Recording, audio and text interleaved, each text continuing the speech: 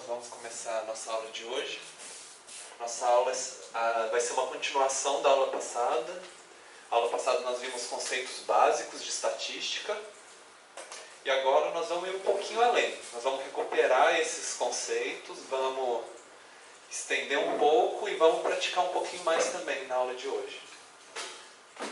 A lista de presença ainda não é a final, né? Porque ainda tem um ajuste de matrícula, mas eu acho que já tem mais ou menos como é que vai ficar a turma, né? Daqui em diante. Bom, só uma pergunta, todo mundo aqui já tem grupo de trabalho? Já, né? Então tá, ninguém ainda tá solto assim, sem saber o que vai fazer na disciplina. Então tá, ótimo. Bom, antes de seguir adiante, eu queria relembrar um pouco com vocês os conceitos que nós vimos na aula passada. Eu queria fazer isso de uma maneira mais interativa com vocês.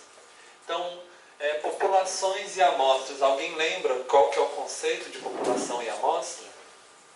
População é o objeto, né, que você quer estudar. Uhum. E uma amostra é um pedaço, né, que você tira daquilo para você analisar, inferir sobre o todo. Isso, exatamente. Você tem o conjunto total de elementos e você pega um subconjunto, né? Exatamente. E nós vimos medidas de tendência central. Mais algum outro aluno gostaria de explicar o que seria a média, a moda e a mediana? Ninguém, gente?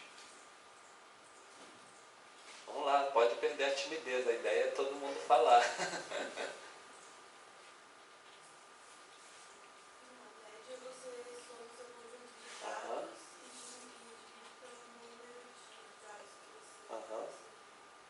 Certo. E a moda? É o valor que mais se repete. Isso, exatamente. E a mediana, gente?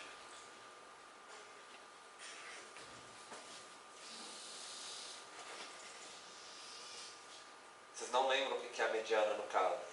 Alguém lembra? Não? O valor está entre a metade das amostras com menor valor e A outra metade por outro lado, exatamente, isso mesmo, isso aí.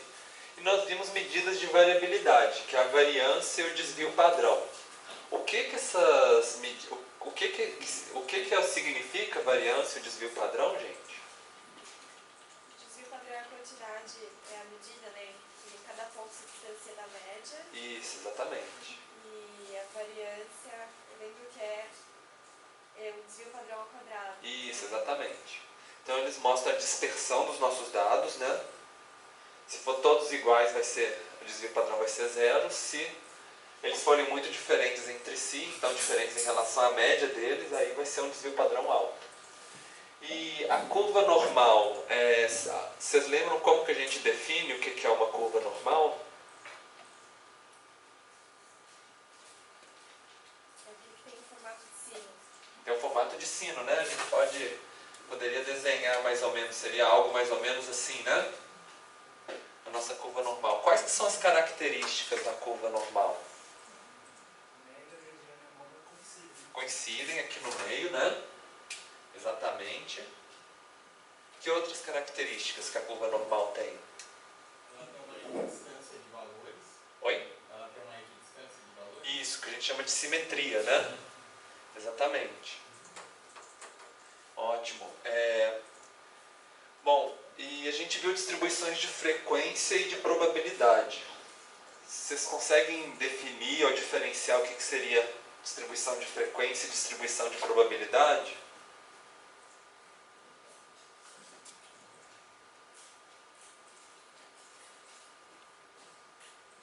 Distribuição de frequência é quando a quantidade em que uma variável aparece, né? Isso, que se repete, né, nos elementos, exatamente. E de probabilidade?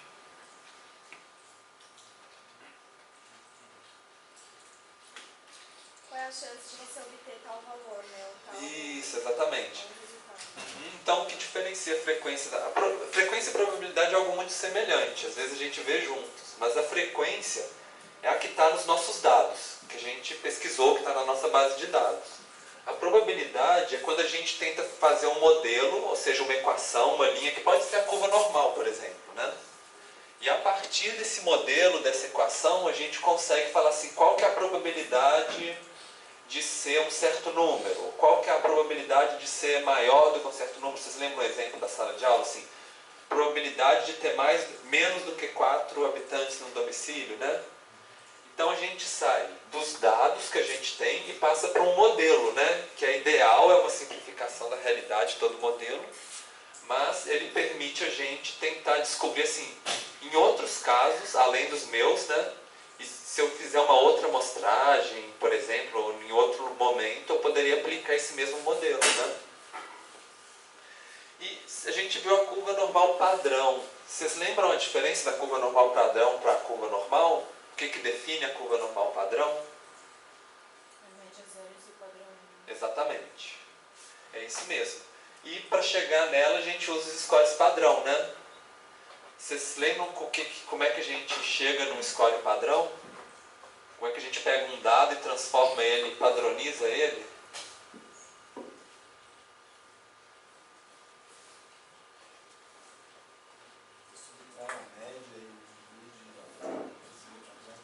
Isso, exatamente. Que era essa fórmula, né? A gente pega um número, por exemplo, x, né? Menos a média dividido pelo desvio padrão, né? Quando a gente diminui pela média, a gente está assegurando que a média dos nossos dados vai ficar zero. E quando a gente divide pelo desvio padrão, a gente está assegurando que o desvio padrão da nossa amostra vai ficar 1 no final das contas.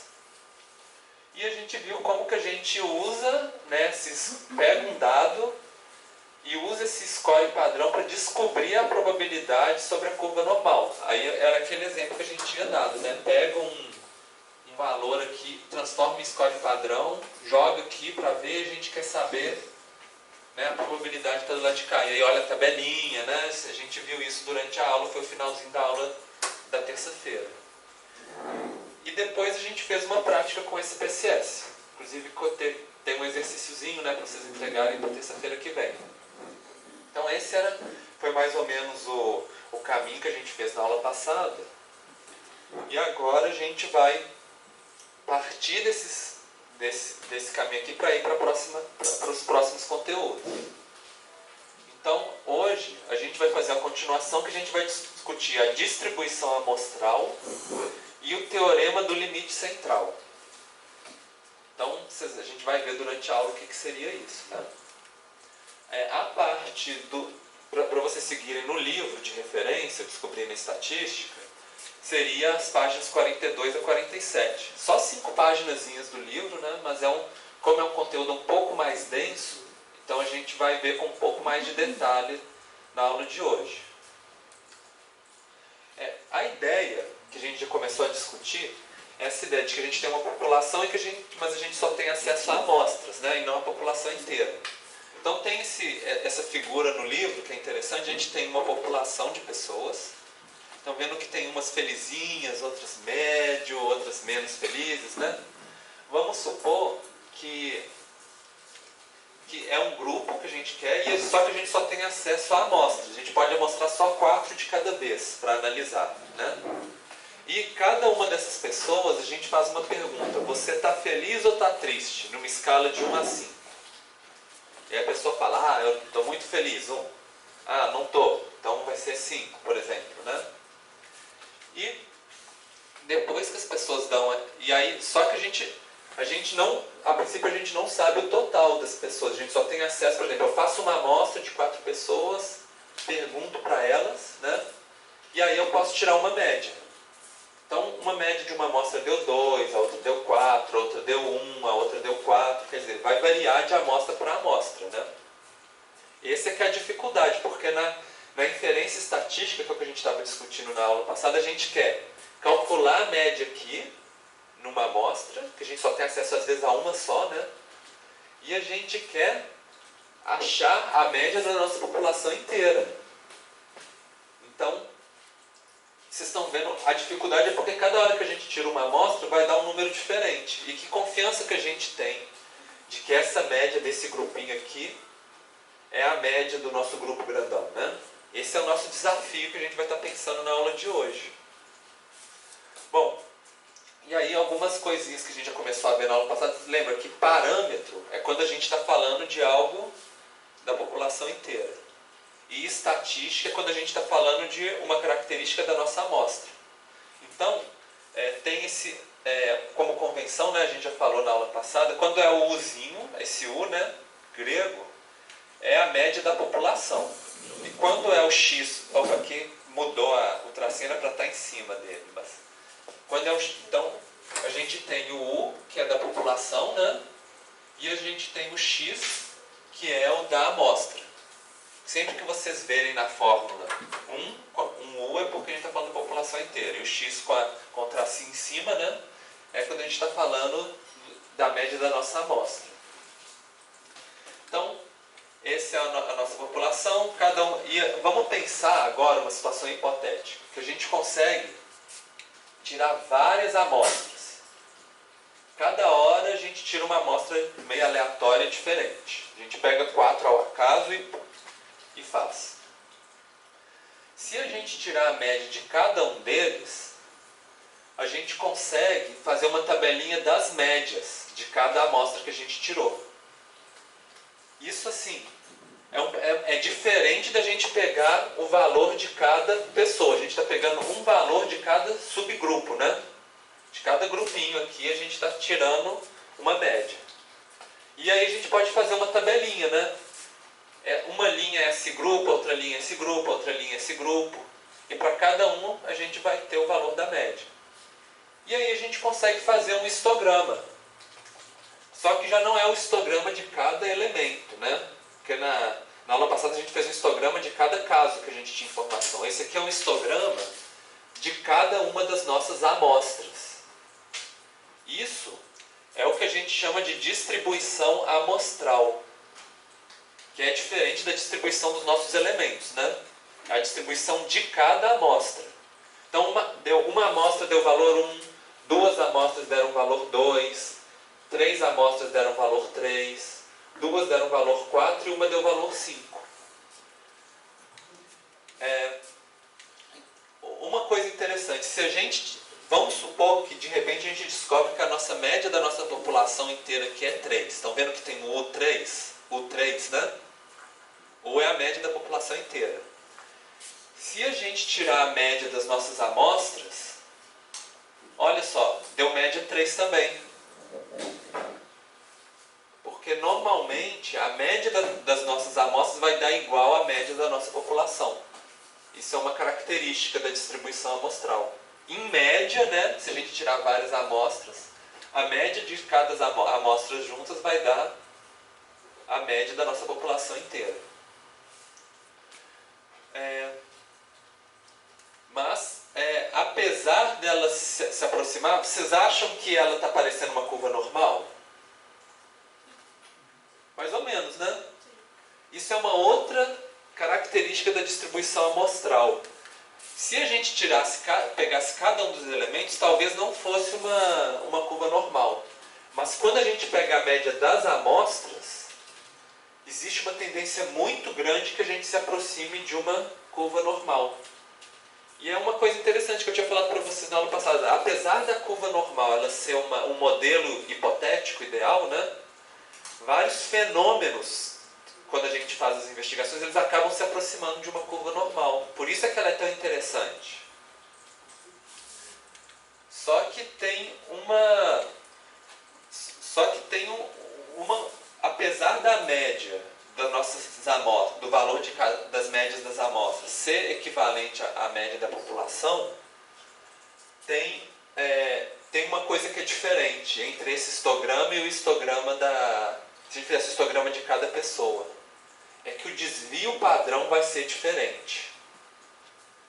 A média é igual, está batendo certinho, 3 e 3. Mas o desvio padrão, normalmente da amostra, da distribuição amostral, ela é menor do que a dos elementos como um todo. Por quê? Porque aqui tem gente com tudo quanto é tipo de grau de felicidade. Quando a gente começa a tirar a média das amostras, elas começam como a gente já está tirando a média da média, né? Então, esses dados não variam tanto entre si, eles são menos dispersos. E aí a gente vai pensar nessa relação, como que esse desvio padrão é diferente do desvio padrão da população inteira. É um pouco o caminho que a gente vai fazer agora. Só para dar um exemplo para vocês, isso aqui, vamos supor que nós temos uns dados de duração de ligações interurbanas. Esse é a distribuição dos nossos elementos, da nossa população. De todas as ligações interurbanas, quanto que dura, assim? 240 minutos, 90 segundos, desculpa, 240 segundos. Quanto tempo que elas estão demorando? De uma companhia, né, de telemarketing, suponho. Se a gente pegar uma amostra dessa nossa população, ela vai dar um valor, né, que vai bater mais ou menos, né? Por exemplo, a gente pegou 200 amostras da nossa população de ligações, né? Aí deu até que está aproximando, né? Vocês acham que isso é uma curva normal? Não? Por que não é uma curva normal? Ela é assimétrica. Assimétrica, exatamente. Já de cara a gente viu que ela é assimétrica, né? Agora vamos supor que a gente pega várias amostras de 100, essa aqui é uma amostra de 200, né? Vamos supor que a gente pega várias amostras de 100 ligações. E para cada uma dessas de 100 ligações, a gente tira a média dessas 100 e transforma numa tabela, numa distribuição amostral. Igual que a gente fez a média de cada 4, né? A gente vai tirar vários grupos de 100 ligações e vai tirar uma média de cada grupo. Se a gente fizer um histograma dessas nossas médias, que é o que a gente fez aqui, a gente chegaria mais ou menos nisso aqui. Que parece mais uma curva normal, né? Então vocês estão vendo? O dado bruto, ele não parecia, mas se a gente tirar a média das amostras, ela vai começando a se aproximar de uma curva normal. É mais ou menos só para dar um exemplo mais concreto para vocês, né, de como que isso acontece. E agora sim, se a gente tem o desvio padrão da nossa distribuição amostral, como que a gente chega no desvio padrão da nossa população? Tem um jeito, porque inferência estatística é isso, né? A gente quer pegar uma característica da nossa amostra, a média, e falar o que é da população. Depois a gente quer falar qual que é o desvio padrão da nossa amostra e achar o desvio padrão da nossa população como um todo. A gente está sempre querendo fazer isso, inferência estatística aí, da amostra para a população, né? Só que a gente vai ter uma dificuldade. A gente tem uma distribuição amostral e a gente sabe que o desvio padrão dela é menor do que a da população. Para a gente fazer esse caminho, existe uma equação que resolve isso para a gente, que é essa daqui. O que a gente vai fazer? A gente chama de erro padrão, que é quando o desvio padrão dessa amostra aqui, da distribuição amostral, a gente chama de erro padrão, já não é mais de amostra. E aí a gente vai pegar esse desvio padrão da nossa distribuição amostral e vai achar o desvio padrão da nossa população. A gente usa essa fórmula aqui. Eu vou explicar depois aos poucos para vocês verem. Primeiro, a gente pega o desvio padrão, que a princípio seria o da nossa população inteira. Só que a gente não tem acesso a ela, né? A gente só tem o desvio padrão de uma amostra, não é isso? Normalmente. Vocês lembram que eu falei para vocês na aula passada que tem uma dica para a gente ir do desvio padrão da população para o da amostra? Lembra que era... Qual que era a fórmula do desvio padrão? Vocês lembram? Era assim, raiz quadrada, né? Do somatório de x menos a média dele, elevado ao quadrado, dividido, aí que está, n menos 1, né? Vocês lembram que n menos 1, o que significava n menos 1? Vocês lembram o que era? Por que não é n? Por que não é a quantidade total? Alguém lembra? Era justamente porque a amostra, normalmente ela tem uma variabilidade menor do que os dados totais, né? Então a gente faz essa penalidade de -1 aqui para ajustar, para a gente conseguir passar da amostra para a população, né? Então, a gente tem, a gente vai calcular desse jeito, com N-1. A gente chama de N-1, a gente chama de grau de liberdade, que é sempre essa penalidade relacionada a você fazer a inferência estatística. Que quando é um grupo muito grande, N-1 vai dar muito próximo de N, né? 299 é muito próximo de 300, se a gente fosse dividir aqui. Mas se fosse um grupo muito pequenininho, tipo 4 pessoas, aí dividir por 4 ou por 3 faz uma diferença muito grande aqui, né? Então a gente usou essa fórmula para calcular o nosso S. Depois a gente divide pela raiz da quantidade de elementos da nossa amostra para a gente achar o desvio padrão da nossa distribuição amostral. Eu sei que é um pouco difícil, mas é mais para vocês pensarem o seguinte: quanto maior for o erro padrão da nossa população ou da nossa amostra, maior vai ser o desvio padrão, também o erro padrão da nossa distribuição amostral, porque aumentou aqui, esse aqui é o nosso erro padrão. Agora, quanto maior for a quantidade de elementos dentro de cada amostra, menor vai ser a variabilidade da nossa distribuição amostral. Então, funciona mais ou menos assim: se eu fizer uma amostra de 100 pessoas, por exemplo, vai ser muito menos variação entre esses valores, eles vão dar muito próximos uns dos outros, do que se eu ficasse pegando de 4 em 4. Com 4 em 4, que são grupos pequenininhos, eles vão variar muito entre si, né? Quanto maior for a minha amostra, menos elas vão variar entre si, os resultados. Por isso que a gente coloca esse raiz quadrada de n. Por exemplo, se a gente tiver um grupo de 100 pessoas, raiz quadrada de 100 é 10, né? Se a gente tivesse um grupo, por exemplo, de 4 pessoas, que é o caso, aqui raiz quadrada de 4 é 2, né? Então, um grupo de 100 ele vai ser entre 2 e 10, né? É 5 vezes menor o erro padrão num grupo de 100 pessoas do que se tivesse um grupo de 4 pessoas.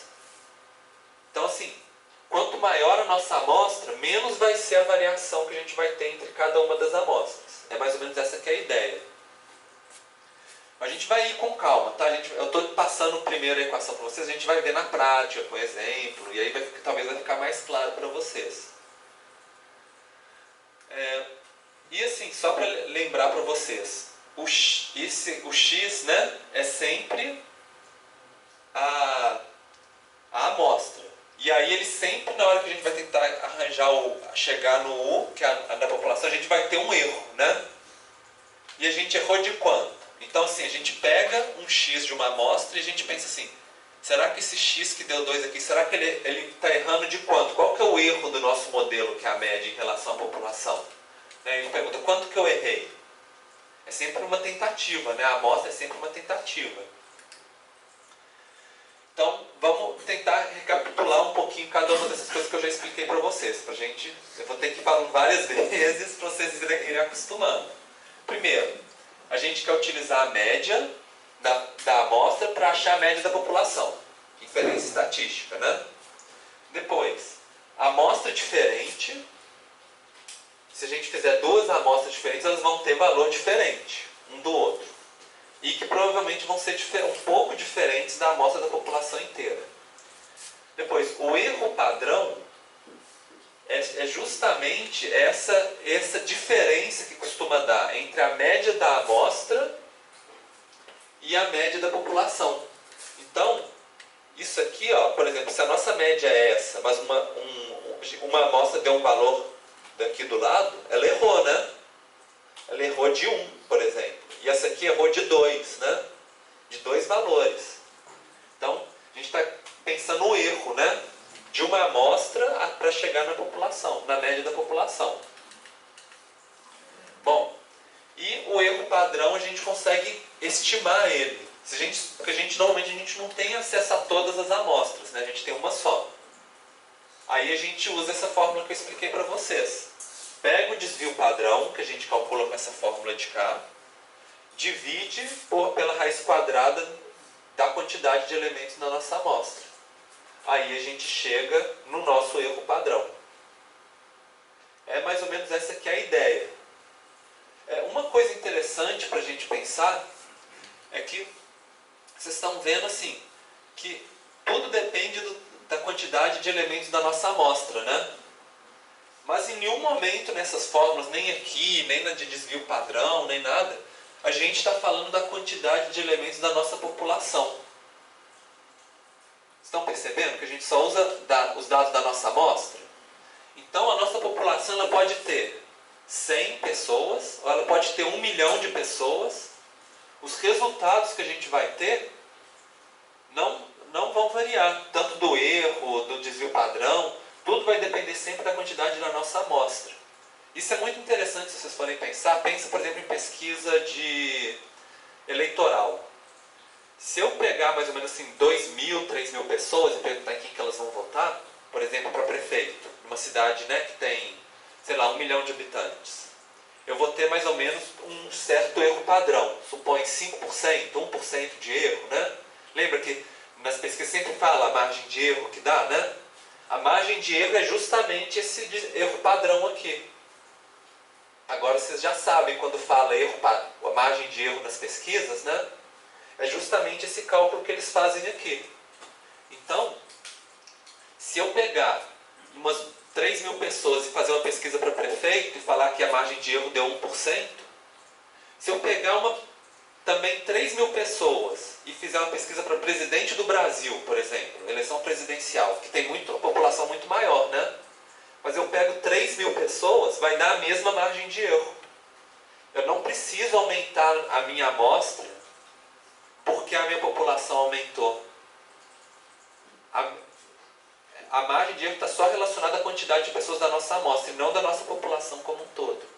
É lógico que na hora de você amostrar os dados, você tem que amostrar de maneira aleatória, ou então pegar gente de diferente. Por exemplo, o Brasil teria que pegar gente de diferentes municípios, né? Diferentes classes de renda e tudo. Mas se a sua amostra foi boa, foi aleatória, representativa, você só precisa saber a quantidade de pessoas da sua amostra para saber a sua margem de erro. A quantidade total da sua população independe. É até contra-intuitivo, né? Se a gente fosse pensar. Mas na estatística a gente pensa assim. Então, se você tiver, por exemplo, uma amostra de 300 pessoas já é uma representação que pode ser de uma população de 1 milhão, de 200 milhões de habitantes, por exemplo. Sim? Eu fiquei com uma dúvida. Então, para ver o erro da amostra, a melhor amostra seria a mais diversificada ou a maior amostra em números? Tá. Normalmente a gente quer fazer as duas coisas. A sua amostra tem que ser grande o suficiente. Quanto maior a sua amostra, menor o seu erro, né? Tá vendo essa fórmula aqui? Quanto maior o nosso N, quanto maior o desvio padrão, maior é o nosso erro também. Se todo mundo concorda, é muito fácil. A sua margem de erro é pequena. Se todo mundo discorda, né? Se cada um tem uma variação diferente, sua margem de erro é maior também. Mas, quanto maior a sua amostra, menor é a sua margem de erro. Só que é lógico, a sua amostra tem que ser ou totalmente aleatória, né? Ou você tem que especificar, variar muito bem. Existem essas duas abordagens de teoria da amostragem. Uns defendem que tem que ser totalmente aleatório, por cair na sorte, né? Vai pegar diferentes tipos de pessoas, e outros defendem que você tem que escolher, tipo, 10 pessoas de cada município, 10 pessoas de cada classe social. No final, as duas opções vão dar resultados muito semelhantes. Tá? Mas o que você não pode fazer é achar, por exemplo, se você entrar, por exemplo, num bairro rico de São Paulo e pegar 300 pessoas, vai ser representativo para o Brasil inteiro. Porque você tem uma diversidade econômica, cultural, né? Que aí não vai resolver. Né? Você tem que ser realmente aleatório. Tá bom? Mas assim, para a nossa disciplina, normalmente vocês já vão pegar os dados prontos, vocês não vão fazer a amostragem, né? Mas de qualquer forma é interessante, porque às vezes vocês vão pegar um dado que você pode questionar se ele foi bem amostrado ou não, né? fazer uma análise crítica. Bom, então, além de fornecer essa diferença que a média da amostra dá em relação à média da população, que é o erro padrão, o erro padrão ele permite, quando a gente combina com a ideia de probabilidade, a gente chegar nessa ideia de intervalo de confiança, que é um pouco que eu falei para vocês da margem de erro que eles dão nas pesquisas, né? Que é justamente falar assim, com tantos por cento de probabilidade, sabendo a média da minha amostra, eu sei que a população está entre esse intervalo aqui. Aí a gente vai ver um pouco isso agora nessa aula. Então, é um pouco disso. A gente vai falar assim, eu acredito, eu pego a média da minha amostra e falo assim, a média da minha amostra é essa, por exemplo, né? E aqui está o nosso gráfico de barra, né? Então a gente tem um gráfico. Aí eu vou falar assim, olha, eu acredito que, na verdade, a minha população está aqui nesse meio aqui. Pode ser que não está certinho em cima da minha amostra, né? Pode estar um pouquinho, pode ter um erro para cima, para baixo. Eu quero calcular um pouco, estimar que erro que é esse. Bom, então, a gente fala assim, intervalo de confiança de 95%. Como que a gente calcula isso? Fala assim, tem 95% de certeza que o meu intervalo está dentro desse, que a média da minha população está dentro desse intervalo. É um pouco essa é a ideia que a gente quer chegar na aula de hoje. Então, aí só falando assim, um garoto chega, né, para a garota e fala assim, eu tenho 95% de confiança de que você é a pessoa certa para mim, por exemplo. Essa é um pouco a ideia de estatística, né? Tipo, pessoas nunca falam que tem 100% de chance. Sempre fala assim, ó, 95%, às vezes 99% de chance. Então, trazendo um exemplo do livro, para vocês verem de uma perspectiva diferente, tem esse gráfico aqui, que tinha uma população de mais ou menos, não sei quantas, 1000 codornas, acho que era uma coisa assim. Eu não lembro exatamente quantos que estava lá no livro, né? 5.000 ou 1000 codornas. E eu fiz 51 amostras. Mais ou menos 50 amostras. Cada amostra é uma dessas linhas aqui, que fala o valor máximo, o valor mínimo e a média da minha amostra. E vamos supor que eu tracei uma linha com a média da minha população inteira, que eu descobri de todas as codornas. No caso, é a quantidade de espermatozoides no esperma da codorna, né, que era a pesquisa. Então, esse aqui tem uns grupos que ficaram menorzinhos, uns vão mais para cá, outros vão mais para cá, porque quando a gente faz a amostra, né, nunca dá certinho. Mas a gente vê que, em geral, o intervalo se a gente pegar, por exemplo, todas as nossas amostras, o intervalo delas deu só praticamente 1, 2 e 3 amostras é que saíram fora, que não conseguiram pegar a nossa média. 3 de 50 dá mais ou menos 5%, né? Dá mais ou menos 95% de confiança. É um pouco essa que é a ideia. Cada um, essa aqui é a média, isso aqui é a nossa margem de erro. Então, 5% das nossas amostras vão dar errado. Mas 95%, das amostras que a gente pegar, elas vão dar um valor que a gente consegue chegar na nossa... que a nossa média vai estar dentro desse intervalo. É um pouco essa que é a ideia. Bom, e aí aqui, né, pensando assim, que a média, ela está sempre em algum ponto. Por exemplo, naquele exemplo inicial das pessoas de felicidade, né, do nível de felicidade, se algumas amostras deram 1 e algumas deram 5, em algum lugar aqui está a média da nossa população. A gente acha que está aqui, né? Mas como a gente não tem acesso aos dados da nossa população inteira, é melhor a gente colocar uma margem de erro aqui. Só que aí a gente vai colocar, a gente não precisa colocar todos os nossos dados, porque a gente pode falar assim, não, esses aqui que deram muito baixo ou muito alto, eu vou excluir, é o meu 5% que eu descarto fora, de valores muito extremos. E os 95% está aqui no meio. Vocês lembram que esse cálculo de 95% a gente já usou, quando a gente fez a distribuição, a gente estava calculando a probabilidade. Vocês lembram que a gente tinha a curva normal, né?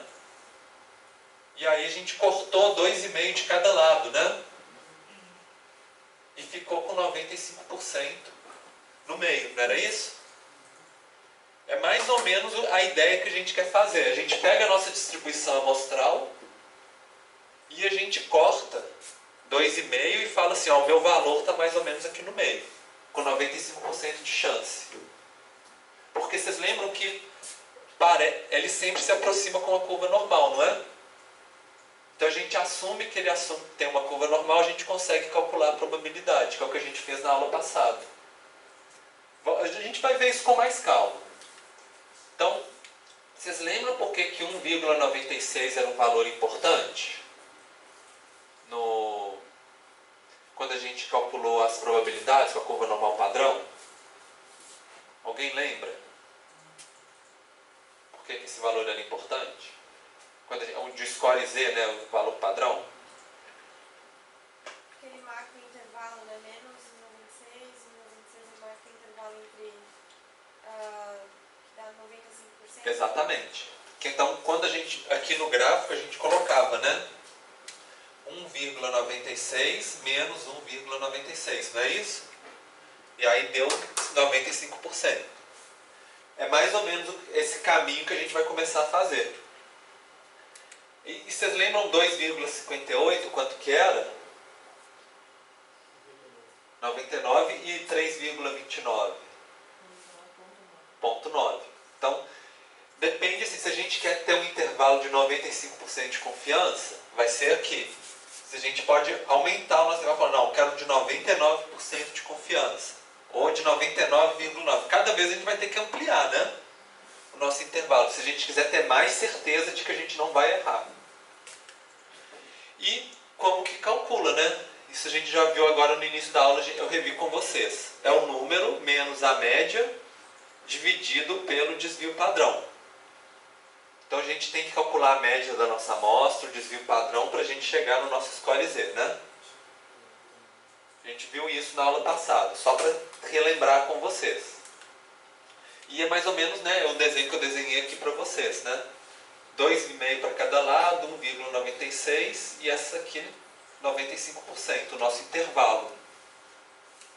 Bom, então vamos tentar fazer agora o inverso do que a gente fez na aula passada. Na aula passada a gente falou, lembra que eu falei para vocês, vamos pegar 4 habitantes e transformar no score Z, vocês lembram? Que a gente usou essa fórmula de cá. Pegou 4 menos 2,6, que era a média, dividido por 1,23, que era o desvio padrão, né? E a gente achou o score Z. Agora, a gente pode tentar fazer o contrário. A gente tem 1,96 e a gente quer transformar ele em unidades de medida dos nossos dados originais. Para saber assim, 1,96, isso aqui é score Z, né? Como que a gente transforma isso em valor dos nossos dados? Para a gente falar assim, ó, nosso dado está aqui. A gente vai ter que fazer uma mudança aqui na nossa equação. É o caminho contrário. A aula passada a gente foi da nossa amostra para a curva normal padrão. Agora a gente vai da curva normal padrão para a nossa amostra. Então, vocês vão ter que lembrar um pouquinho de como que a gente faz equação, né? Que vocês aprenderam no vestibular, há muito tempo atrás, né? No ensino médio, que é mais ou menos o seguinte. A gente quer saber 1,96 e a gente quer saber o valor de x, que é o nosso dado da nossa amostra. Mas que na distribuição da curva normal padrão ele dá 1,96. Da mesma forma a gente quer saber o valor de x que dá menos 1,96 também, que é o oposto, né, no caso. Aí, como que a gente faz? Primeiro, se aqui está dividindo, a gente passa o s para cá multiplicando. Vocês estão vendo a transformação? Simplesmente peguei o lado de cá e joguei para cá, multiplicando. Essa parte de cá continuou aqui, né? Depois, eu vou pegar o menos x aqui, o menos x média, né? menos a média aqui, e passar essa parte de cá para o lado de cá. Quando ele passa para o outro lado da equação, ele muda o sinal. Então vocês estão vendo, para eu achar o meu x, eu tenho que pegar 1,96 vezes o desvio padrão mais a média. É só isso que era para fazer. O lado de cá é a mesma coisa, só que em vez de 1,96 é menos 1,96. Passou o S multiplicando, passou a média para cá. Com essa formulazinha, a gente consegue. Aí aqui a gente muda só a notação aqui, ó. A gente coloca, porque aí o x estava do lado de cá, né? Agora a gente vai inverter. O x aqui, né, vai ser a média menos 1,96 vezes, aí em vez de S a gente coloca o erro padrão. Lembra o erro padrão como é que calcula? Eu falei para vocês, né, que é o S dividido por raiz de N, né? Professor, só uma coisa, vou voltar, mas por que é raiz mesmo? Só essas coisas. Raiz de N? É porque quanto maior a nossa amostra, menos variabilidade entre elas vai ter. Então, assim, é justamente, aqui o S é o desvio padrão de dentro da nossa amostra. E aqui a gente está querendo saber o erro da nossa amostra, da média da nossa amostra em relação à média da população total. Então, se a gente tem uma amostra grande, ela vai ter um erro pequeno. Por isso que a gente coloca o N aqui embaixo. Se a nossa amostra for pequena, aí o erro vai ser relativamente maior. Entendeu? Então, seria mais... E aí a gente sabe, o limite, com essa fórmula, a gente consegue saber o limite inferior e o limite superior do nosso intervalo de confiança. Então a gente tem a média dos nossos dados, da nossa amostra, e a gente fala assim, a média da minha população está entre o limite inferior e o superior, que é a nossa margem de erro, né, das pesquisas eleitorais, que está entre aqui e esse aqui com 95% de confiança, 95% de chance de estar entre esses dois valores aqui. Então a gente coloca erro padrão, né, porque na verdade não é mais o desvio padrão, e seria mais ou menos isso, 95% de confiança, a média mais ou menos 1,96 o erro padrão. E se a gente quisesse fazer, por exemplo, 99% de confiança? Aí é 99,9%. Isso, 2,58. Então é só a gente substituir aqui, né, para a gente colocar uma margem de erro. E assim, é lógico, aí o nosso intervalo vai crescer. Mas a gente vai falar assim, ó, tem 99% de chance de que vai estar nesse intervalo aqui. A escolha vai depender muito do nível de precisão que vocês precisam, né? Se vocês acham que 95% já é uma chance de falha suficiente boa, aí a gente vai ficar. Se vocês acharem que tem que ter 99,9% de precisão, aí a gente vai colocar de cá. Então tá, vamos supor um exemplo. A gente tem dado do preço de metro quadrado dos imóveis em um bairro. Então a gente tem uma amostra de 100 imóveis e a gente descobre que a média é R$ 3.800 por metro quadrado dos imóveis nesse bairro. E que o desvio padrão é 1.500. Então tem um desvio padrão relativamente alto também, né? Esse 3.800 tem uns que vai dar 2.100, outros vão dar quase 6.000, né? Pensando assim. Para a gente calcular o erro padrão tem essa formulazinha. Lembra que é o S dividido por raiz de N, né? Então como é que a gente faz? O nosso S é o quê? 1.500. E a nossa quantidade de dados da nossa amostra? 100, não é? Aí a gente faz 1.500 dividido por raiz de 100, deu 150. É o nosso erro padrão. Sim. Essa é a média dentro da amostra, não do bairro todo. Não, a gente não está... Essa média aqui é da nossa amostra. Porque a gente não tem acesso ao bairro inteiro, né? Ia dar muito trabalho. Aí a gente pegou... A gente quer saber o erro padrão. Aí a gente pega o desvio padrão, divide. Mais uma vez, o nosso bairro, Eu falei aqui quantos imóveis tem no total do nosso bairro? Não. E independe. Podia ter 1 milhão de casas, podia ter 200 casas, podia ter 101 casas, o nosso erro padrão vai ser o mesmo. Falei, só depende do número da nossa amostra. O nosso erro, que deu 150.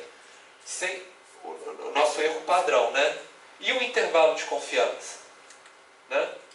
A gente tem que usar essa fórmula, as duas formulazinhas, com 95% de chance, supõe. Então a gente pega, a média é quanto? 3.800, não é? O erro padrão a gente já falou, que deu 150, a gente já calculou aqui. E aí a gente bota 1,96 vezes 150 e menos 1,96 e mais 1,96 vezes 150. E aí a gente achou os dois limites. Então a gente pode falar assim, tem 95% de confiança de que a média do meu bairro inteiro, não só da minha amostra, né, mas do bairro inteiro, está entre esses dois valores aqui, entre 3.500 e 4.100 mais ou menos, né? Então, vocês estão vendo que o nosso modelo está ficando mais sofisticado. Antes a gente só falava qual que era a média. Depois a gente já começou a falar do desvio padrão, né? Que era uma coisa que a gente já pensar na variabilidade. Agora a gente está falando de margem de erro da nossa média. A gente está avaliando quão bom, né, é o nosso modelo para achar a média da nossa população inteira. A gente está cada vez melhorando a nossa análise. E, bom, e aí a gente colocou aqui, né? E aí a gente pode falar assim, que a gente tem 95% de confiança de que a média da população está entre esses dois dados aqui, né? Que esse intervalo aqui tem 95% de chance de conter a média real. Seria mais ou menos essa que é a ideia, né? Bom, isso assim, a gente falou, todos esses exemplos que eu dei para vocês, quando eu falei 1,96, 2,58, vocês lembram que isso só vale se a nossa distribuição amostral tiver o formato de uma curva normal, né? É a nossa suposição que a gente está tendo, e que normalmente é válido. Mas eu estou falando normalmente, mas tem uma exceção.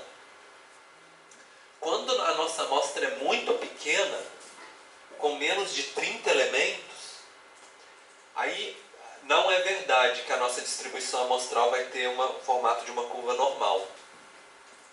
Aí a gente tem que usar uma outra distribuição, um outro ajuste, que a gente chama de distribuição T de student, que parece com a curva normal, né? Mas ele, na verdade, chama T de student porque ele foi descoberto por um estatístico que ele não falava o nome dele de verdade nos artigos, ele se assinava como student, como estudante. Antigamente era muito comum, hoje em dia ninguém faz isso, né? Mas aí a ideia que ele descobriu é o seguinte: quando tem menos do que 30, a gente vai mudando. Por exemplo, quando tem mais do que 30, vocês estão vendo que tem aqui está bem fraquinho, mas tem um azul aqui, né, no nosso gráfico, que é a curva normal. Quando tem menos do que 30, aí a gente vai diminuindo, mudando a nossa curva. Ela vai ficando mais achatadinha. Então vocês veem, por exemplo, com 30, que é essa primeira linha aqui, está quase em cima da curva normal, né? Com 5, ela já desceu um pouquinho. Com 3, na verdade, chama que grau de liberdade. Você lembra que o grau de liberdade em relação à média é sempre n-1, né? Vocês estão vendo aqui. Então, quando ele fala assim, grau de liberdade é igual a 5, no caso da média, a gente está falando de uma população com 6, porque 6 menos 1 vai dar 5, né? Então, com 6 elementos vai estar aqui, com 3 elementos, que o grau de 3 menos 1 vai dar 2, fica aqui. E se a minha amostra tiver só 2 elementos, a distribuição amostral vai ficar igual a esse daqui. 2 menos 1 é igual a 1, né? Sim, é difícil, né? Você vai querer falar de uma população inteira pegando só 2 casos. Mas assim, a gente pode fazer esse... Aí o nosso erro padrão vai dar imenso, né? Porque lembra que nessa fórmula, né? Mas aí a gente vai fazendo esses ajustes aqui quando a amostra é pequena. Isso é um dos motivos, pelo que eu falei para vocês, para os trabalhos de vocês tentarem escolher bancos de dados com mais do que 30 elementos. Com mais do que 30 elementos, você não precisa se preocupar com distribuição de student, faz suas análises direitinho. Deu menos do que 30, aí já começa a distanciar da curva normal e aí vários modelos começam a não funcionar tão bem. Então é um pouco isso que eu tentei falar para vocês. Bom, então grau de liberdade, né, só para relembrando o que a gente já expliquei para vocês, né, é o número de observação menos 1, né, que eu já tinha explicado na hora da gente calcular a variância, a média, fazer todas essas coisas, a gente sempre fazia n menos 1. E para a gente achar, lembra, tinha uma tabelinha que a gente usou na aula passada para achar a distribuição de probabilidade para curva normal, né? Quando a gente tem menos do que 30 elementos, a gente não usa aquela tabela. A gente vai usar uma outra tabela, que é a tabela da distribuição T de Stilden, que funciona mais ou menos do mesmo jeito. Só que ela vai... Aqui a gente vai ter a distribuição de probabilidade e aqui a gente vai ter os graus de liberdade. Então eu falei para vocês, os graus de liberdade é n menos 1, né? Então, por exemplo, se a minha amostra tem 6 elementos, 6 menos 1 vai dar 5, né, o grau de liberdade, o meu score de 95% de confiança não vai ser mais 1,96, ele vai ser 2,57. Por quê? Porque aqui, ó, ela abaixa e aqui em cima ela sobe, né? Vocês estão vendo? Então, em vez de 1,96 o meu intervalo, eu vou ter que ampliar quase para 2,5 aqui, para achar 95% de confiança. E aí, a gente vai ter que achar que, se os dados têm, por exemplo, mais do que 120 elementos, que é meio que o ideal, né? A gente tem sempre uma quantidade boa, aí o nosso scorezinho deu 1,96. Se deu 30, olha, deu 2, sabe? 2 para 1,96 é muito pouco. Às vezes a gente meio que desconsidera, né? Quando deu mais do que 30, muda muito pouquinho. Mais do que 120, aí realmente você não precisa usar mais a distribuição de student. Você usa a distribuição normal. Mas isso assim, eu estou falando para vocês entenderem, mas na hora, por exemplo, o SPSS ele faz esse ajuste automático para a gente. Então vocês não precisam se preocupar tanto assim, né? Se vocês tiverem uma população com menos de 30, for calcular o erro padrão, o SPSS já fala, ó, distribuição de students. Aí já vai e já usa para vocês. Mas é para vocês entenderem o que o programa está fazendo, né? Para calcular o erro padrão. Bom, e uma outra utilidade desses intervalos de confiança, que é muito interessante, é se a gente conseguir pegar dois grupos e falar assim, será que eles fazem parte da mesma população? Ou eles são tão diferentes entre si que eu deveria estudar eles de maneira separada? Isso, aí a gente faz uma certa análise, que eu acho que ilustrando visualmente é mais interessante para mostrar para vocês. Pensa que a gente tem, por exemplo, dois grupos. Vamos supor que um grupo são os municípios do ABC.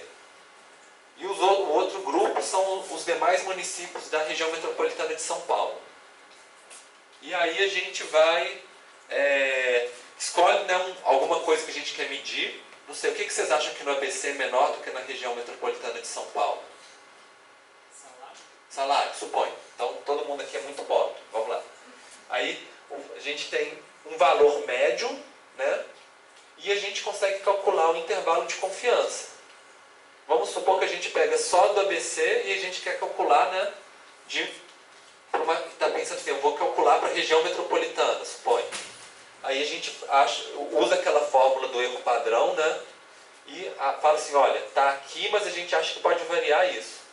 Só que a gente pega da região metropolitana e a média dos outros municípios dá aqui, o erro padrão dá aqui. Normalmente, a ideia, existe assim, vários métodos estatísticos para fazer esse tipo de análise, mas a parte visual, que é o conceito para vocês pegarem, que eu queria que vocês pegassem, é o seguinte: se um intervalo de confiança não cruza um com o outro, estão vendo? O intervalo de confiança está aqui, o outro está bem aqui em cima, né? Então, a gente tem 95% de confiança de que esses grupos são diferentes um do outro, que a gente não deveria analisar eles juntos. Se um cruzasse com o outro, aí a gente já pode dizer, então vale a pena a gente estudar como um grupo só. Mas aqui a gente está falando assim, olha, esse grupo aqui é muito diferente desse. Então a gente devia estudar eles separados. Agora vamos supor que na verdade fosse assim. Né? E aí eles estão cruzando um com o outro, inclusive quase chegando na média, né? Um intervalo e o outro intervalo. Eles se sobrepõem. Aí a gente já não pode falar com 95% de confiança de que esse grupo aqui é diferente desse. Então talvez valha a pena a gente estudar eles como um grupo só. É um tipo de... existe toda uma linha de análise estatística disso, de comparação entre grupos, né? Que a gente não vai estudar com tanto detalhe na nossa disciplina. Então é só um pouquinho que a gente vai ver nessa aula e na aula que vem. Mas assim, é a segunda metade do livro Descobrindo a Estatística que a gente não vai ver no nosso curso. A gente só vai ver a primeira metade. Então, tem metade do livro só sobre esse assunto. Sim, com questões mais complexas, né? Essa aqui é a questão mais simples, de comparação entre grupos. Mas é bem interessante se a gente fosse pensar, né? Será que um grupo é realmente diferente do outro? Será que não, né? Então, isso é muito comum, por exemplo, em estudos de laboratório, né? Será que o grupo que recebeu o remédio melhorou? Né? A gente tem 95% de confiança que o remédio é eficaz em relação ao grupo que não recebeu o remédio, né? É muito comum nesse tipo de estudo, assim, que você compara para ver se certa influência, certo evento fez um impacto ou não fez impacto, né?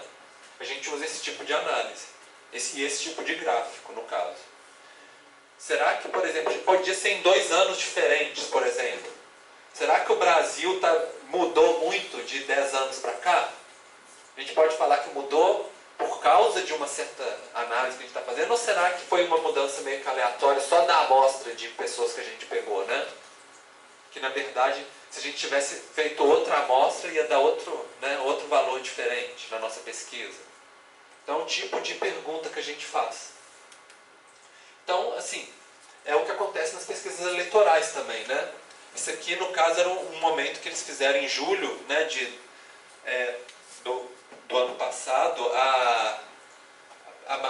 Não, Donald Trump foi quando que ele foi à eleição? 2016, né? Então foi em 2016 que eles estavam fazendo, né, com a Hillary Clinton e o Trump ainda algumas pesquisas. E dava que eles estavam, assim, o Trump estava melhor do que a Hillary Clinton, com uma porcentagem maior, mas a margem de erro, olha só, ia de 40 até 46 a dele. E a da Hillary Clinton ia de 39 até 45. Então, essa margem de erro com 95% de confiança, ela estava se sobrepondo, né? Então, a gente não era possível falar se fizesse a eleição naquele momento, quem que ia vencer. Talvez, assim, a média estava aqui, mas talvez ela fosse mais para cá, o dele fosse mais para cá, mais para lá, né? Que é um pouco que a gente vê nas eleições também, né? Sempre tem essas margens de erro, tecnicamente empatado, né? Que o pessoal fala. Então agora vocês sabem, porque agora vocês tiveram essa aula, como que calcula, né? Todas essas margens de erro, como que faz para chegar lá. Bom, e aí agora a gente vai fazer a prática no SPSS. Então, vou pedir para vocês abrirem o SPSS no computador de vocês. De novo, eu coloquei na pasta, no Drive de rede, alunos, né? Se alguém tiver acesso, nem todos os computadores têm acesso aí. Na parte de rede de alunos tem MTI aula 4, tem os dados da aula. Quem não achar, pega no Tidia, também já está lá no repositório, aula 4. arquivos. Tem um PDF com os slides de aula, se tiver difícil de enxergar aqui. E também tem um arquivo que é .sav, que é o tipo de arquivo que são as bases de dados do SPSS. A gente não precisou abrir na aula passada porque vocês digitaram, né? Agora a gente já vai pegar um dado pronto. Lógico que o SPSS ele também abre XLS, CSV, todos esses outros dados, mas o formato nativo dele é o SAV.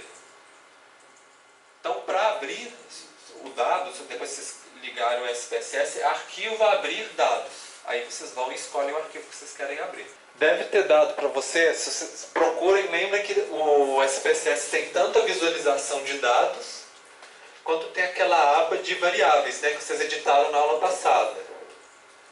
Então, vocês vão ver assim, tem os códigos. Lembra que a gente fez na semana passada aquela aula no QGIS, né? De vincular o código com a base de dados espaciais? Então, a gente tem uma base de dados aqui que tem o código do IBGE, para cada município. Não é setor censitário, né? Então, o número é menorzinho. E tem um código do SNIS, que é um outro código diferente que o Sistema Nacional de Informação de Saneamento usa. Mas a gente tem o código do IBGE, então dá para a gente juntar, por exemplo, com o shapefile, né, um arquivo de dados espaciais vetorial de municípios, que tem esse código também. Aí tem o nome, né, o F, tem a coordenada central, se quiser fazer a coordenada do ponto central do município. E tem várias variáveis, de renda, consumo. Esse é um exemplo de uma base de dados que vocês poderiam, por exemplo, talvez a base que vocês vão usar para o trabalho de vocês vai lembrar um pouco isso aqui, né? Mais ou menos o que vocês vão ter no final. E se vocês olharem a visualização de variáveis, vocês vão ver que tem uns que são textos, outros são numéricos, e tem um rótulo, né, que explica com mais detalhes o que é cada uma, porque aqui o nome está muito curtinho. No rótulo explica com mais detalhe, por exemplo, o que é AG020. Aí tem uma explicação, que é um volume micromedido de economias residenciais, de água, não sei o que, tem a terminologia técnica, né, do que é. E vocês veem que tem uns números que são escalares, então são números, e tem outros que são nominais, por exemplo, o nome do município, né? Não tem jeito dele ser número, então cada um vai ser um município, da região que está o município, por exemplo, né? Então agora que vocês já familiarizaram com os dados, todo mundo conseguiu abrir? Certo? Então tá. Agora a gente vai fazer outro tipo de análise. A gente vai analisar estatísticas descritivas, explorar. Na aula passada a gente usou um outro que não era explorar, né? Mas agora a gente vai usar o explorar, que vai trazer outras análises para a gente, para vocês aprenderem mais outras funções do SPSS. Aquele que a gente fez na aula passada é legal para a gente fazer um histograma com a curva normal, por isso que eu escolhi. Esse explorar é um pouco mais completo em outros tipos de estatística. Então vocês sempre podem fazer um e podem fazer o outro para os dados de vocês também. E eu vou pedir para vocês escolherem o consumo de água per capita pela população atendida. Tem dois consumos de água per capita, um que é pela população atendida e outro pela população total. Ah não, desculpa, o nosso que a gente vai pegar é da população total, desculpa. Não pega o da população atendida. Escolhe, joga para cá só a população total, tá? Então, você vai clicar aqui, vai apertar a setinha, vai aparecer consumo de água pela população total. A princípio, a gente só vai usar essa variável agora que a gente quer analisar. Se vocês quisessem analisar várias, a gente podia colocar várias aqui, né? A gente vai usar só uma para simplificar para a gente. E em estatísticas, provavelmente já vai estar marcado para vocês, mas olhem que a gente vai querer estatísticas descritivas e a gente vai colocar o nosso intervalo de confiança para a média de 95%. Agora vocês já sabem, né, o que isso significa, esse intervalo de confiança, que a gente já viu nessa aula de hoje. Então, se vocês quisessem alterar o intervalo para 99%, era só mudar aqui. Aí ele ia mudar o intervalo de confiança. Mas por enquanto, né, tá bom, né? E aí, manda rodar, né? Aperta continuar e OK. E aí ele vai gerar uma saída do SPSS para vocês. e a gente vai começar a analisar pedaço por pedaço desses resultados. Primeiro quadro que deve aparecer para vocês, todo mundo apareceu? Chegou no quadro? É esse aqui, o resumo do processamento de caso. Vocês veem aqui que tem um total de 5.566 municípios, que são linhas no Brasil, mas que para a nossa variável, que é consumo de água, tem 20,6% de casos ausentes, que estavam sem dados. Né? Porque nem todo município declara dentro do Sistema Nacional de Informação de Saneamento. Alguns, por exemplo, municípios às vezes muito pobres ou que não têm capacidade técnica, né? Eles não conseguem trabalhar com isso. Aí, a gente só tem 79,4%. Isso agora vocês conseguem entender o conceito de população e amostra nesse caso. Não conseguem? População total é essa, que a gente quer do Brasil, né? Que é a nossa vontade de estudar o Brasil inteiro. Mas a gente só tem uma amostra de 80% dos nossos casos, que é relativamente boa, né? Para a gente pensar no Brasil inteiro. 80%, né? Então, que deu 4.417. Então, 4.417, vocês acham que é suficiente para ser uma distribuição normal? Para o nosso teorema, né? Para a nossa distribuição amostral ter uma curva normal? Ou vocês acham que a gente tem que usar a distribuição de Student?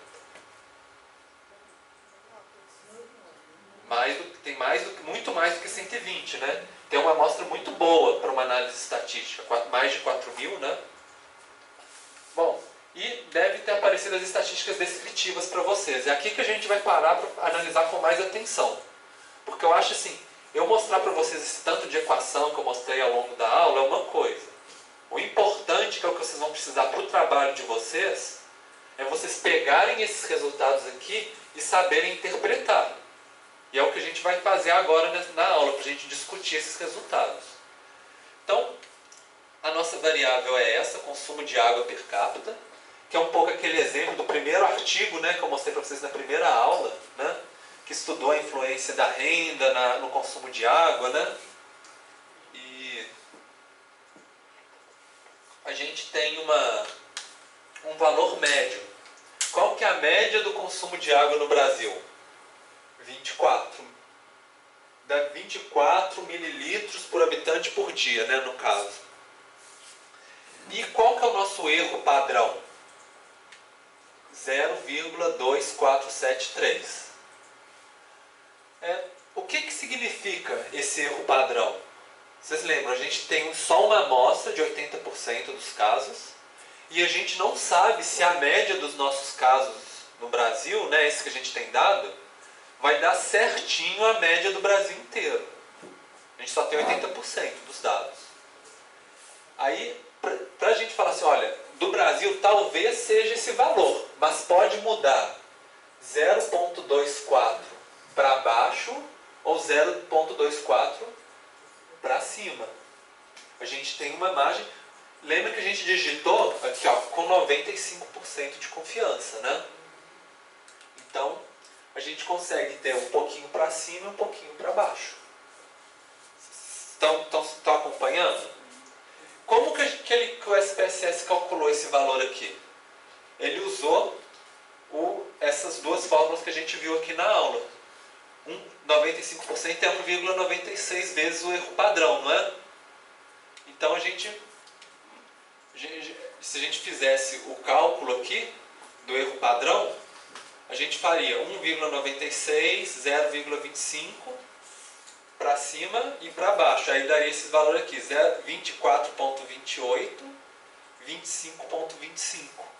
Seriam os nossos limites máximo e mínimo, se a gente quisesse calcular, né? Aí jogando na fórmula a gente consegue achar aqui, ó, 95% do intervalo de confiança para a média. Estão vendo aqui a segunda linha? Que foi como que chegou nesses valores aqui. Ele pegou a média, pegou o erro padrão, usou essa fórmula, né? E achou o nosso limite máximo e mínimo com 95% de confiança. Então vocês não precisam usar essa conta, porque o SPSS faz para vocês. Mas é importante vocês entenderem, né, como que é esse raciocínio que está por trás, para vocês conseguirem interpretar os dados de vocês. Tem uns outros valores aqui, que eu acho que é interessante a gente pensar. 5% da média parada. O que significa isso? Ele tirou 2,5 dos valores mais extremos de um lado e 2,5 dos valores mais extremos do outro e calculou a média de novo. Seria mais ou menos essa ideia, né? Lembra que eu mostrei essa figura para vocês aqui, né? Essa daqui? Tirou fora os 2,5 e calculou a média disso aqui. Esse tipo de análise é o que a gente chama de análise um pouco mais robusta, né? Porque às vezes tem um município, por exemplo, que pode ter escrito errado no sistema, por exemplo. Ou que tem um valor que é irreal, ou então que ele é tão diferente do restante do Brasil que ele não serve como base de comparação.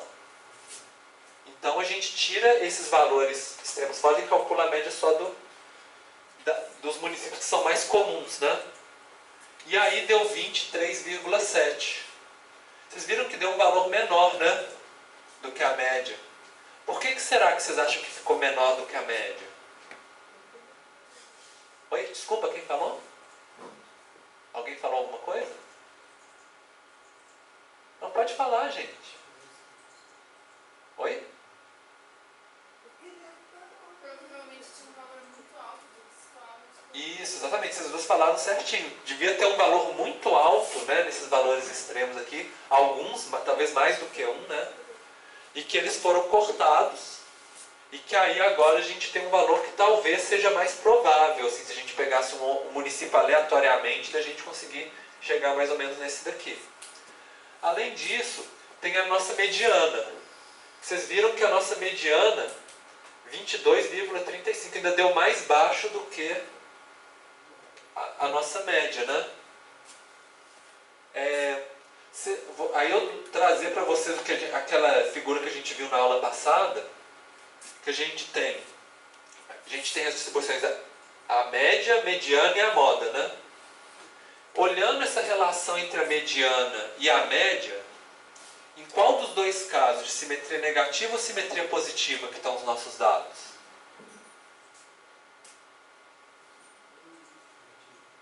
Positiva? Porque a mediana está menor do que a média, né? Então é muito provável que os nossos dados tenham uma distribuição assim desse jeito. Que ela sobe muito rápido e depois a gente tem uma que continua. E que bate um pouco com a nossa ideia que a gente discutiu aqui, que tem uns poucos municípios com valor muito alto, né? Que eles estão influenciando a nossa média. Quando a gente tira eles fora, né, a nossa média muda, né? E a gente tem uma variância e um desvio padrão, né?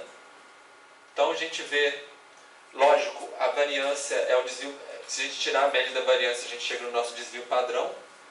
E aí a gente vê que tem uma variância muito grande, um desvio padrão muito grande, né? Olha só, a gente tem 24, que é a média do consumo, mas em geral costuma variar 16,4 em relação à média, né? Vai ter alguns que vão ter quase que 40 de consumo, outros vão ter tipo, o quê? Menos 16, quase 8, né?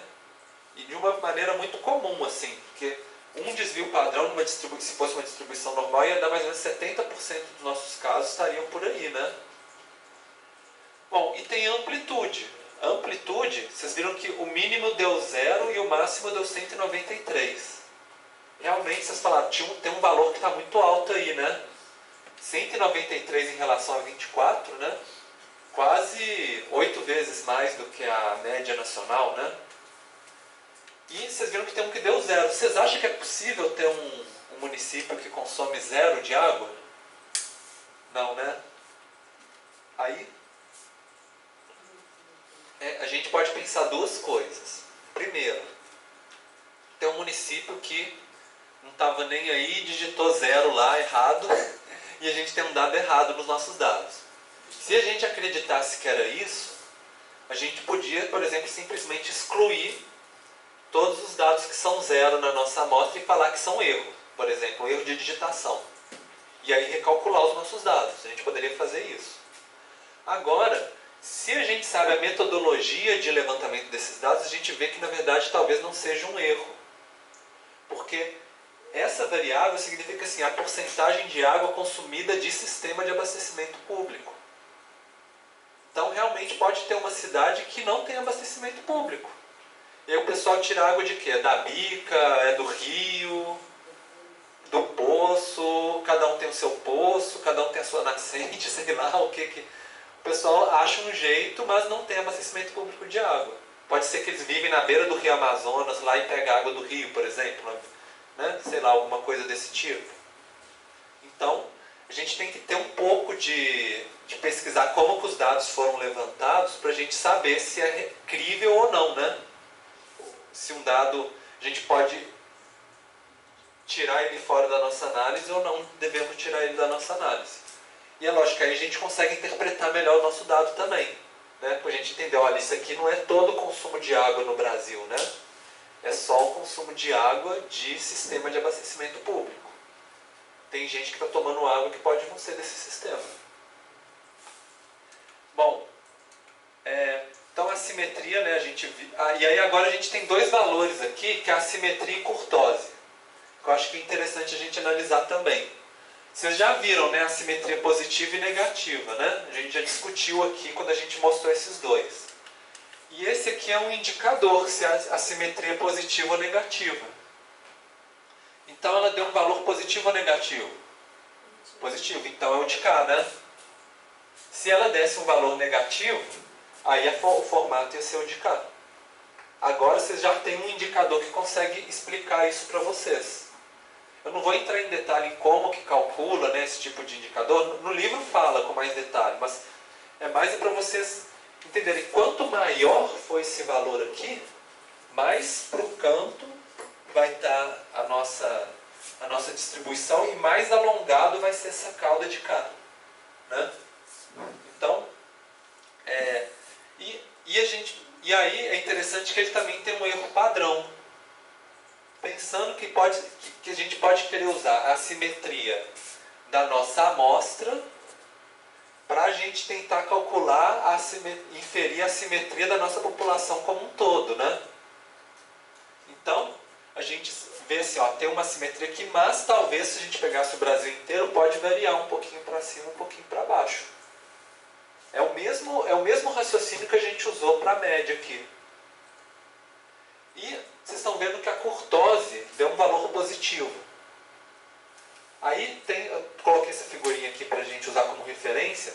O valor positivo significa que esse formato da linha vermelha aqui. Vamos supor que a curva normal é essa verde, né? E a curtose negativa é essa azul. Vocês lembram o nome dos três tipos de curtose? Leptocúrtica, qual que é a leptocúrtica? É mais alta. Mais alta, essa vermelhinha.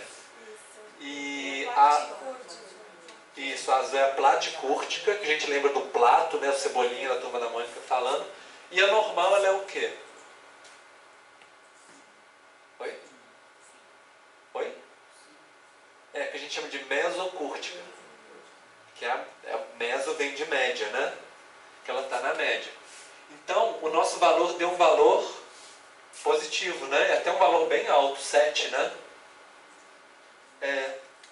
E aí, como é que a gente... Provavelmente está mais relacionado a essa curva vermelha. Quanto maior for esse valor, mais compridinha ela vai ser. E se desse um valor negativo, aí quanto mais negativo fosse, quanto menor fosse o número, ia parecer mais com a curva azul, né? Ia descer cada vez mais. Então, e também tem um erro padrão também, né? Para a gente tentar, se a gente fosse tentar inferir em relação à nossa população total. Então, vocês estão vendo como que a gente interpreta esses dados, né? Se o nosso dado fosse uma curva normal certinha, que valores que ia dar aqui? De curtose e assimetria? 0 para os dois. Então, aí poderia dar 0. Se a gente gente quisesse resolver esse problema aqui do desvio padrão, né, da kurtose, como é que a gente colocaria para ficar igualzinho uma curva normal? Vocês lembram como é que transformação que a gente deve fazer? Não? A gente divide pelo desvio padrão, lembra? Se a gente dividisse o nosso dado pelo desvio padrão, todos os nossos dados eles iam ficar no formato de uma curva normal. Mas normalmente a gente não precisa fazer isso não, tá? É só para relembrar vocês dos conceitos, né? Que a gente viu quando a gente transforma em... A gente tem um dado que não é uma curva normal, né? E a gente quer transformar ele numa curva normal no score Z, aproximar, a gente costuma dividir pelo desvio padrão. É uma... para vocês relembrarem um pouco o que a gente já fez até agora. Bom, agora a gente vai fazer a mesma análise que vocês fizeram, mas agora nós vamos utilizar grupos para a gente comparar as diferentes regiões do Brasil. Então, vai funcionar do mesmo jeito, igual vocês fizeram. Vão lá analisar a estatística, explorar, mas agora, além da gente colocar o consumo de água pela população total, a gente vai colocar aqui na lista de fatores a região do país. Com isso, a gente vai fazer uma análise separada, igual a que a gente fez, mas a gente vai colocar uma análise para cada região do país. Norte, Sul, Sudeste, Nordeste, Centro-Oeste, né? E aí a gente vai fazer essa análise. Então, mesma coisa, em estatística, né? A gente coloca descritivo 95%, colocou as duas aqui e coloca OK para fazer a análise. Vamos começar agora também vendo de novo. O resumo dos nossos dados, na primeira vez que a gente fez, só com o Brasil, né? A gente tinha visto que tinha dado 80% no total, né? Agora a gente vai ver por região. Então, a gente tem Norte, Nordeste, Sudeste, Sul e Centro-Oeste.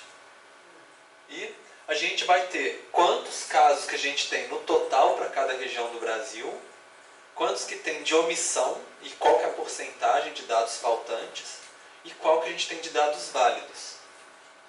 Aí a gente já começa a ter uma noção de como que as regiões diferenciam uma da outra. Primeiro, dados totais, a gente vê que o Centro-Oeste e o Norte do Brasil eles têm muito menos municípios que as outras regiões do Brasil. Porque são aqueles municípios grandões, né? Que a gente vê quando a gente vê o mapa de municípios. Lá na Amazônia, no Mato Grosso, né? Aqueles municípios desse tamanhozão, né? Enquanto no Sudeste, no Sul e no Nordeste são aqueles municípios pequenininhos. A gente também vê que tem uma diferença muito grande na porcentagem de casos sem dados. Por exemplo, no norte do Brasil, mais da metade dos municípios não tem dados. Tem uma falta de dados muito grande, né? E as outras regiões do Brasil fica entre 15% e 20%, né? E a gente vê assim que no total de casos válidos, a gente vai ter menos no norte e vai ter mais casos no nordeste e no sudeste, né? E um pouquinho mais aqui no centro-oeste. Vocês acham que algum deles aqui ainda é o caso de utilizar a distribuição de student ou vai usar sempre a distribuição normal? Porque tem mais do que 120, né? Mais do que 30, mais do que 120. Então, a princípio, esse valor aqui dá para a gente trabalhar ainda. Se a gente começasse a subdividir demais, por exemplo, pegasse o dado por estado, por exemplo, aí talvez pode ser que lá no norte do Brasil pode ter algum estado que já tem muito poucos municípios, né? Roraima, Amapá, né? E que talvez já comece a ficar mais difícil da gente fazer as análises estatísticas. Mas por enquanto ainda está tanto que dá para a gente trabalhar. Lembra que o mais importante para análise estatística é o tamanho da nossa amostra, né? A nossa população não é tão importante assim, né? Mais importante é a gente ter uma amostra com dados suficiente. Pode ser só 50% dos dados, não tem problema. Se a amostra tiver uma quantidade boa, a gente faz a nossa análise com uma confiança legal. Mas, o que a gente está vendo, assim, vocês acham que vai ter mais confiança numa amostra de 1.500 ou numa de 200? 1.500. Quanto maior a nossa amostra, mais confiança a gente tem nas nossas análises. E isso vai valer na hora do trabalho de vocês também. Quanto mais dados vocês tiverem, mais confiança vocês vão ter dos resultados que vocês vão ter nas suas análises de vocês. Então, descendo a gente vai ter os intervalos de confiança, a gente vai ter a mesma coisa que a gente tinha visto, né, para o Brasil inteiro, agora a gente vai ter para cada estado. Norte, Nordeste, Sudeste, Sul, Centro-Oeste, né, para cada um deles a gente vai ter média, mediana. Então eu vou dar um tempinho, um minutinho para vocês darem uma lida, para vocês verem o que vocês acham de diferença assim, entre essas regiões. Só para dar um tempinho assim, para vocês familiarizarem um pouquinho com os dados. Tá? Dá uma olhada assim, nas tabelas que vocês geraram. Primeiro vamos pensar nas médias. As médias parece que são bem diferentes, né? A gente vê que o Nordeste tem um valor que é o menor de todos, né? E que o Sudeste tem o maior consumo, né? 36, né? Também, o Norte também nem é tão alto assim, né? Só um pouco mais alto. E a gente tem o Sul e o Centro-Oeste com um valor mais ou menos semelhante. Vocês acham que agora pensa que a gente tem os intervalos de confiança. A gente tem o erro padrão, né, de cada um. Uns têm erro padrão maior do que o outro, né? E a gente tem o intervalo de confiança, que seria, a gente tem uma amostra, e se a gente fosse pegar de toda a região, com todos os municípios, talvez variasse esse valor aqui. Vocês acham que... E aí lembra o que eu tinha falado para vocês de comparar grupos para ver se a gente pode analisar de uma maneira conjunta ou não? Então pensa, aqui a gente tem o menor e o maior, né? Será que esses intervalos de confiança entre os diversos estados estão se sobrepondo? Ou será que os intervalos não estão totalmente diferentes entre si? O que vocês acham? Oi? Não? Então os intervalos estão diferentes, pelo menos assim, o do Nordeste e o da região Norte, eles não se cruzam, né? O do Sudeste também não se cruza com nenhum deles também, né? Agora, aqui o Sul e o Centro-Oeste, ele quase que se cruzaram. Ficou aqui, ó, 27,42, 27,52, né? Mas também ficaram diferentes. Então, a gente pode pensar assim, que eles são muito diferentes entre si, né? Que realmente existe uma diferença do consumo de água em cada região do país. Que não é simples, que essas diferenças não são simplesmente algo aleatório que veio das nossas amostras, que se a gente tivesse amostrado outros municípios, né, ia dar outro valor completamente diferente, talvez mudasse a posição entre eles. No final, se a gente refazer a nossa amostragem com a mesma quantidade de municípios por região, 95% de confiança que a gente vai manter a mesma ordem de menor para o maior, né? E o Sudeste sempre vai ser o maior, o Nordeste sempre vai ser o menor, né? Que não é que mesmo a gente não conseguindo analisar todos, tendo dado de todos os municípios, a gente consegue falar qual que é o maior que o outro aqui.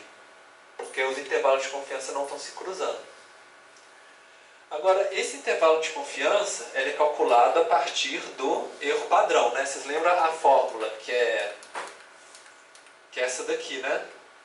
Ele calculou 1,96, então ele pegou 1,96, multiplicou pelo erro padrão e somou com a média, né? Para fazer o limite superior e inferior para cada um deles. Aí, para calcular o erro padrão, vocês lembram que tinha uma fórmula, né? Que é o S sobre raiz de N. Aí, pensando nessa fórmula, como que vocês acham que o desvio padrão e a quantidade de número de casos de cada região vai influenciar o erro padrão? Pensa, a gente tem diferentes números de município e tem diferentes desvios padrões. Vocês veem que cada região tem um desvio padrão, né? Como é que vocês acham que isso vai influenciar o nosso erro padrão, né? No nosso caso aqui, especificamente? Pode ajudar a gente a ver o grau de dispersão entre os dados? Sim. Qual que é a região que tem maior desvio padrão? Oi? Norte. Norte está com 12,12. Sudeste. Sudeste está com 16,6, né? Então, assim, se todos os estados tivessem o mesmo número uma amostra com o mesmo número, provavelmente o erro padrão do Sudeste ia ser o maior de todos. Só que a gente viu também que cada região tem um número diferente, né? Então, se o número deu diferente, por exemplo, qual que é a região que tem menos municípios? Norte, né? Norte está com menos. Então, como o Norte está com menos, o que vai acontecer com o desvio padrão dele? Com o erro padrão dele? O erro padrão Vai ser mais alto? mais alto, porque ele tem uma amostra menor. Em comparação, o Sudeste, o Sul e o Nordeste, ele tem muitos municípios. Então vocês estão vendo que tem uma coisa que contrabalança a outra, né? Então um vai ter um desvio padrão maior, o outro vai ter menos município. Essa combinação entre a variabilidade e o tamanho da amostra é o que vai trazer mais confiança ou menos confiança para a nossa análise. Vocês pegam uma amostra para algum trabalho de vocês e os dados são muito semelhantes, tem pouco desvio padrão, às vezes você pegar poucas amostras já é suficiente. Agora, se existe uma diversidade muito grande das características, a gente vai precisar de uma amostra maior. Seria mais ou menos essa a ideia.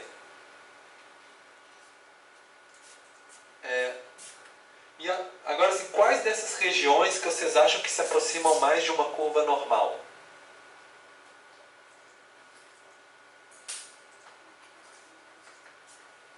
Aí vocês olham o que? A simetria e a curtose, né? Não posso olhar aqui menor. Eu falo menor do padrão, mas não faz sentido. Não faz sentido. Assim, até que faz, porque o desvio padrão vai influenciar a curtose, né? Mas só que a curtose já vai dar um valor já comparando com uma distribuição normal já. Então, qual que vocês acham qual região que parece mais com a distribuição normal? Norte, né? Norte aqui deu quase próximo, né, de zero, né? As duas. E acho que foi a única que deu a curtose negativa também, né? Então é o único que é platicúrtico, né? Os outros são mesocúrticos. O fato dele ter dado platicúrtico significa o quê? Que o desvio padrão, né, é maior, porque ele está alongado. O que deu o valor mais alto, o desvio padrão é menor. É um pouco essa ideia. E a simetria foi a que deu menor também, né? Agora, praticamente todos deram a simetria positiva, né? Então, todos têm alguns mais do que os outros, né? Mas, praticamente todos têm essa questão de que muitos municípios que consomem pouca água e alguns poucos municípios que consomem muita água, né? E que se a gente viu, por exemplo, naquele primeiro dia de aula que existe uma relação entre a renda e o consumo de água, embora não seja 100%, a gente também tem essa relação de renda no Brasil também, né? Muitos municípios que têm pouca renda e alguns poucos municípios que têm uma renda muito alta, né? Uma desigualdade social e espacial muito grande, que talvez pode estar refletida aqui também, né? Pode ser uma hipótese de pesquisa, né, para pensar. Bom, e como que o fato de aproximar mais da curva normal vai influenciar a relação da mediana e da média? Se vocês olharem, por exemplo, a que se aproxima mais da curva normal, olha a relação da média com a mediana. Mais próximo, né? E qual que é que afasta mais da curva normal? Qual que é a região que vocês acham que afasta mais? Que está mais distante da curva normal? O sul, né? Isso. O sul, será que é o sul mesmo? É, né? O sul. Ele tem uma curtose muito alta e uma simetria nem tanto. Mas eu acho que nesse caso é mais a gente pensar na assimetria. Qual que tem a maior assimetria? Também a região sul, né? Isso. Aí ele vai ter uma distância. Ó, 26 é a média da região sul, mas a mediana é 24, né? Comparando o outro que caiu tudo na casa de 18, menos de 1 milímetro de diferença de consumo por dia, no sul tem praticamente uns 2,5, né? De milímetro, mais que o dobro da diferença entre a média e a mediana, né? Então a gente vê como que essa relação média, mediana, simetria, né? Como que uma coisa tem a ver com a outra. Bom, essa mais ou menos era a ideia da prática da aula de hoje, né? Vocês viram assim que no final, na atividade, é um pouco o que vocês vão fazer com os dados de vocês. Vocês vão ter que fazer essas análises e interpretar. Será que parece com a curva normal? Qual que é a média? Qual que é a variância, né? Então, assim, para terça-feira que vem, tem mais essa atividade, tem uma parte individual e uma parte em grupo. A parte individual é bem teórica. Qual que é a diferença de desvio padrão e erro padrão? O que é o intervalo de confiança?